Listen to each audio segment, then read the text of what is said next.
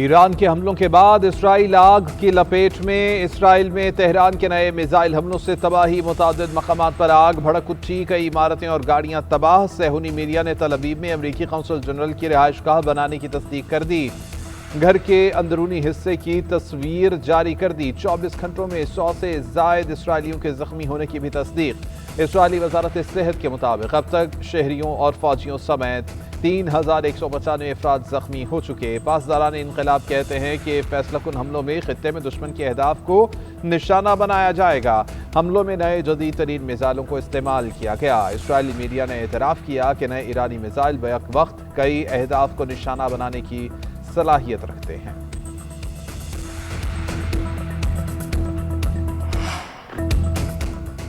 امریکہ اور اسرائیل کے ایران پر حملے جاری۔ ایرانی خلائی ریسرچ مرکز کو حملوں میں نقصان۔ شیراز میں رہائشی علاقے کو نشانہ بنایا گیا۔ اصفہان میں فیکٹری پر بمباری سے 15 ملازمین شہید ہو گئے۔ تہران میں 28 فروری سے شروع امریکی اور اسرائیلی حملوں میں شہید ایرانیوں کی تعداد 1450 سے تجاوز کر گئی۔ امریکی اور اسرائیلی اہداف پر ایرانی حملوں کے دوران اب تک 11 امریکی فوجی ہلاک ہو چکے۔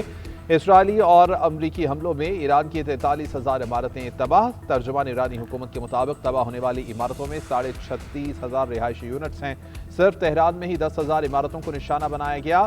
120 اسکولوں کو بھی نشانہ بنایا گیا۔ ایران نے آذربائیجان صوبے میں اسرائیل کے لیے جاسوسی اور فوجی مقامات کی نشاندہی کے الزام میں 20 افراد کو گرفتار کر لیا۔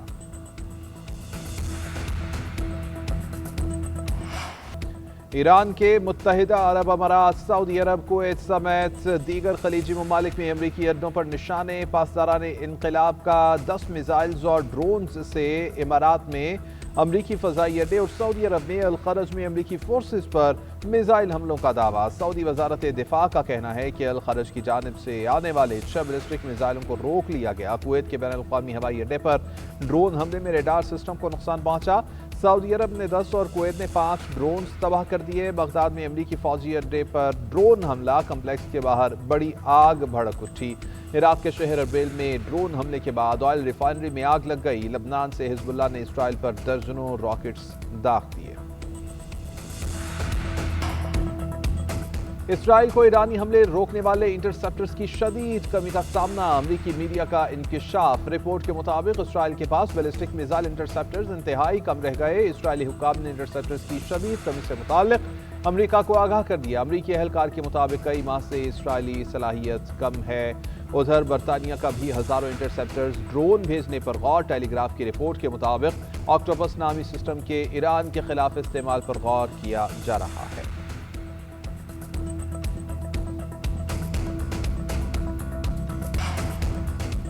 امریکی صدر ڈونلڈ ٹرمپ کہتے ہیں کہ سنا ہے ایرانی سپریم لیڈر مجتبی خامنائی ابھی زندہ نہیں ہے۔ مجتبی خامنائی کی خبر افواہ ہو سکتی ہے۔ جنگ کے خاتمے کے لیے ایران کو سرنڈر کرنا ہوگا۔ ایران ڈیل کرنا چاہتا ہے لیکن شرائط اچھی نہیں۔ خارق جزیرے پر تفریح کے لیے مزید حملے کیے جائیں گے۔ امریکی صدر نے آبنہ ہرمز کو کھلوانے کے لیے دنیا سے مدد مانگ لی۔ امریکی ٹی وی کو انٹرویو میں کہا، امید ہے کہ چین، فرانس، برطانیہ اپنے جہاز بھیجیں گے۔ آبنہ ہرمز کے راستے تیل اور گیس حاصل کرنے والے ممالک کو لڑاکا بحری جہاز بھیجنے چاہیے۔ امریکہ نے ایران کی فوجی طاقت کو 100% تباہ کر دیا۔ ایران اب بھی ڈرون یا میزائل چلا سکتا ہے۔ امریکہ ان پر شدید بمباری جاری رکھے گا۔ رہبر اعلیٰ مجتبی خامنائی صحت مند ہیں اور صورتحال پر مکمل طور پر قابو رکھے ہوئے ہیں۔ ایرانی وزیر خارجہ عباس عراقچی کا امریکی صدر ٹرمپ کو جواب، کہا کہ ایران جنگ کے خاتمے کے لیے ہر منصفانہ علاقے کی کوشش کا خیر مقدم کیا جائے گا۔ امریکہ آبنہ ہرمز کو کھلوانے کے لیے چین سے بھیک مانگنے پر مجبور ہو گیا ہے۔ آبنہ ہرمز امریکی جہازوں اور امریکی اتحادیوں کے علاوہ سب کے لیے کھلا ہے۔ عباس عراقچی نے الزام لگایا کہ امریکہ نے جمعے کو ایران پر حملہ راس الخیمہ اور دبئی کے قریب سے کیا۔ تہران پر تیز رفتار میزائل سسٹم سے حملے کیے گئے۔ ایران ان حملوں کا جواب دے گا لیکن اس بات کا خیال رکھے گا کہ شہری آبادی کو نقصان نہ پہنچے۔ ایرانی وزیر خارجہ نے خطے کے ممالک پر حملوں پر تحقیقاتی کمیٹی۔ متحدہ عرب امارات نے ایران کے اس الزام کو مسترد کر دیا کہ امریکہ نے خارق جزیرے پر حملے کے لیے متحدہ عرب امارات کی سرزمین استعمال کی تھی۔ امارات نے کہا تھا کہ تہران کی پالیسی کنفیوژن کا شکار ہے، اس میں ذہانت نظر نہیں آتی ہے۔ اماراتی صدر کے سفارتی مشیر نے کہا کہ امارات کو دفاع کا حق حاصل ہے مگر دلیل اور منطق کو ترجیح دینا ہوتا ہے۔ امریکی میڈیا کا دعویٰ ہے کہ قراق جزیرے پر خام تیل کے 55 سٹوریج ٹینک مکمل محفوظ ہیں۔ اسرائیلی وزیراعظم نیتن یاہو جہاں ملا مار دیں گے۔ پاسداران انقلاب کا اسرائیلی وزیراعظم کا تعاقب جاری رکھنے کا عزم، بولے کہ اگر بچوں کا قاتل مجرم زندہ ہے تو اس کا پیچھا جاری رکھا جائے گا اور اسے پوری قوت سے قتل کیا جائے گا۔ ادھر اسرائیلی وزیراعظم نیتن یاہو منظر نامے سے غائب۔ ایران سے جنگ کے دوران پریس کانفرنس سے ویڈیو خطاب میں نمایاں طور پر نظر نہیں آئے۔ بنکر میں منتقل ہونے اور ہلاکت تک کی غیر مصدقہ خبریں گردش کرنے لگیں۔ سوشل میڈیا پر قیاس آرائیوں کا بازار گرم ہو گیا۔ اسرائیلی وزیراعظم کے دفتر نے ایرانی حملوں میں نیتن یاہو کی ہلاکت کی تردید کر دی۔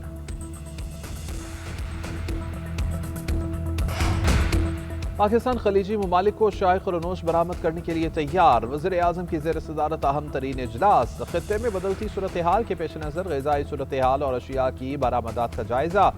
ملکی غذائی ضروریات کے لیے اشیاء خرنوش کی طلب و رسد کی مکمل نگرانی کا حکم دے دیا۔ اجلاس میں بتایا گیا کہ پاکستان میں اشیاء خرنوش کا وافر ذخیرہ موجود ہے۔ شہباز شریف نے کہا کہ عالمی سپلائی چین متاثر ہونے سے خطے میں پاکستانی مصنوعات کی برآمد کی استعداد میں اضافہ ہوا ہے۔ موجودہ صورتحال میں خلیجی ممالک کو درکار اشیاء کی فراہمی اور غذائی تحفظ کا خیال رکھا جائے۔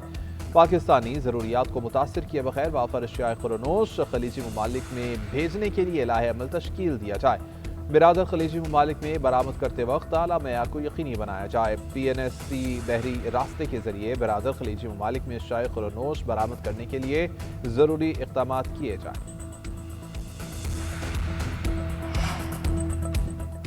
Chairman Peoples party Bilawal Bhutto Zardari کی سربراہی میں پارلیمانی پارٹی کا اجلاس۔ صدر آصف علی زرداری کا وزیر اعلیٰ سندھ اور ان کی کابینہ پر اعتماد کا اظہار۔ صدر آصف علی زرداری نے کہا کہ دنیا میں اس وقت جنگ کے حالات ہیں، ہمیں متحد رہنے کی ضرورت ہے۔ مشکل حالات میں بھی عوام کو جتنا ممکن ہو سکے ریلیف دیا جائے۔ وزیر اعلیٰ سندھ اور ان کی ٹیم بہت اچھا کام کر رہی ہے، اپنے اچھے کاموں کے تسلسل کو جاری رکھیں، عوام کی خدمت کریں۔ بلاول بھٹو زرداری بولے کہ دنیا میں جنگ کے حالات ہیں، تمام سیاستدانوں کو ایک پیج پر ہونا چاہیے۔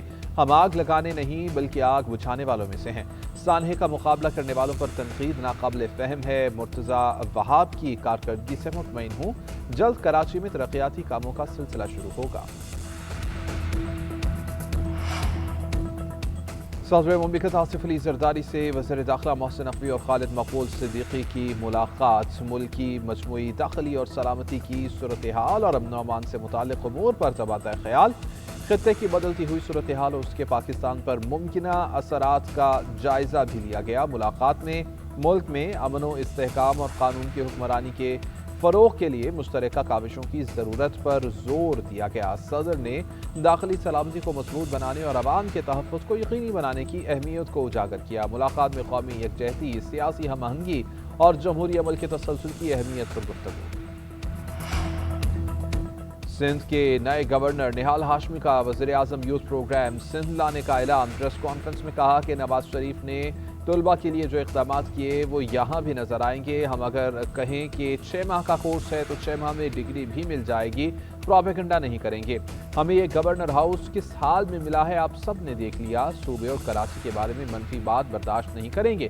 نواز شریف ہمیشہ تعمیری بات کرتے ہیں، وہ ملک کے لیے جیل جا سکتے ہیں مگر پاکستان کو نقصان نہیں پہنچا سکتے۔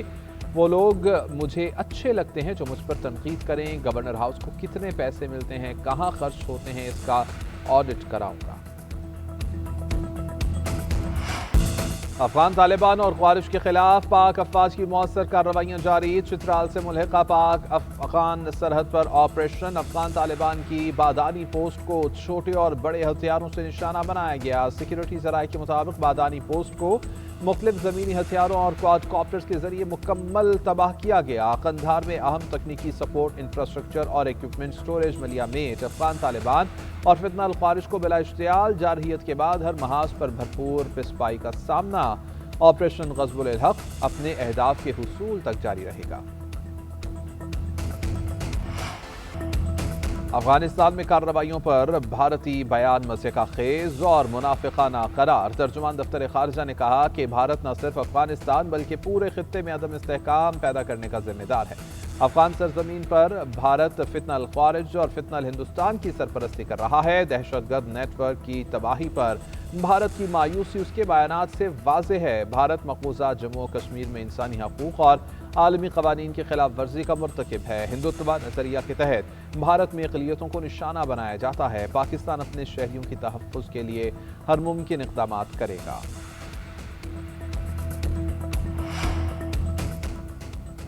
ملک کے مختلف شہروں میں بارش سے موسم خوشگوار، بڑھتے ہوئے درجہ حرارت کو ریورس گیئر لگ گیا۔ اسلام آباد، راولپنڈی اور لاہور سمیت ملک کے مختلف شہروں میں بادل برس پڑے۔ کئی علاقوں میں متعدد فیڈر سٹرپ ہونے سے بجلی کی فراہمی معطل۔ سرگودھا، بہاول نگر، سانگلہ، فیصل آباد، قصور سمیت پنجاب کے دیگر شہروں میں بارش۔ پشاور، خیبر، باڑہ اور جمرود میں بھی بارش سے گرمی کا زور ٹوٹ گیا۔ محکمہ موسمیات نے دن بھر وقفے کے ساتھ بارش برسنے کا امکان ظاہر کر دیا۔ پنجاب حکومت کے طیارے سے متعلق جھوٹی افواہ پھیلانے پر مقدمہ درج ہوگا۔ سینئر وزیر مریم اورنگزیب نے کہا کہ طیارہ معمول کی تکنیکی مرمت کے لیے ویانا گیا ہے۔ افواہ بازوں کو قانون کا سامنا کرنا پڑے گا۔ جھوٹ پھیلانے والوں کو معافی نہیں دی جائے گی۔ جھوٹے پروپیگنڈا کا جواب عدالت میں دیا جائے گا۔ ترجمان شریف فیملی نے جنید صفدر کے ویانا جانے کی خبر کو جھوٹ قرار دے دیا۔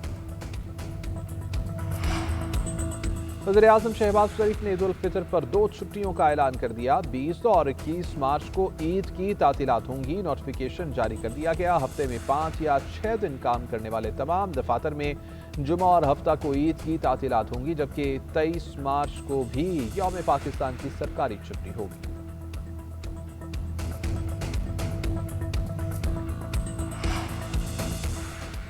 عید الفطر پر 4 خصوصی ٹرینیں چلائی جائیں گی۔ وزیر ریلوے حنیف عباسی نے خوشخبری سنا دی۔ پہلی ٹرین 16 مارچ کو لاہور سے کراچی کے لیے روانہ ہوگی۔ کوئٹہ سے راولپنڈی، کراچی سے پشاور اور کراچی سے لاہور کے لیے بھی ٹرینیں چلائی جائیں گی۔ عید اسپیشل ٹرینیں چلانے کا فیصلہ وزیر ریلوے کی ہدایت پر مسافروں کی سہولت کے لیے کیا گیا۔ عید کی شاپنگ، بازاروں میں رش، دھڑا دھڑ خریداری، چھوٹے بڑے بازاروں میں گہما گہمی عروج پر۔ خواتین کو لہنگے، میکسی اور شرارے پسند، میچنگ دوپٹے، چوڑیاں اور جوتے بھی ترجیح۔ بچے بڑوں سے بھی آگے، فرمائشوں کی بھرمار، من پسند اشیاء دلوانے پر اصرار۔ جیبیں خالی کرتے بیچارے مردوں کو بیگمات کی مہم ختم ہونے کا انتظار۔ ٹیلرز شاپ پر بھی انتہا کا رش۔